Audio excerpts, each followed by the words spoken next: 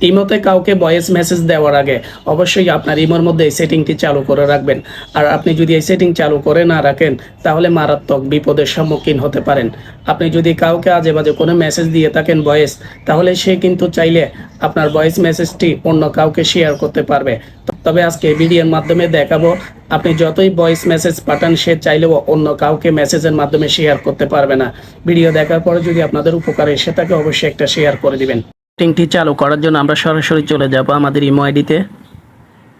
Imo আইডিতে যাওয়ার পরে উপরে আমাদের প্রোফাইল অপশন দেখা যাচ্ছে, এটাতে ক্লিক করব।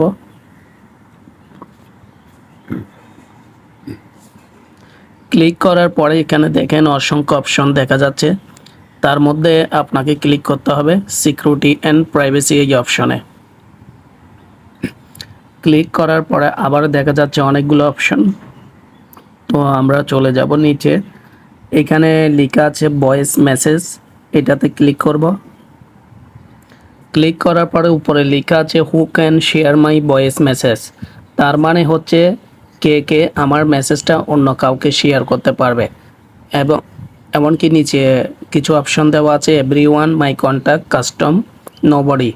প্রথম তিনটা যদি অপশন চালু থাকে তাহলে যে কেউ চাইলে আমাদের এই মেসেজ কিন্তু শেয়ার করতে পারবে। প্রথমটা দিলে এভরিওয়ান, তাহলে সবার কাছে পাঠাতে পারবে। আর মাই কন্ট্যাক্ট দিলে তাহলে কিন্তু আপনার যেসব বন্ধু আছে সেই বন্ধুর কাছে পাঠাতে পারবে। আর কাস্টম হলে নির্দিষ্ট একজনের কাছে পাঠাতে পারবে।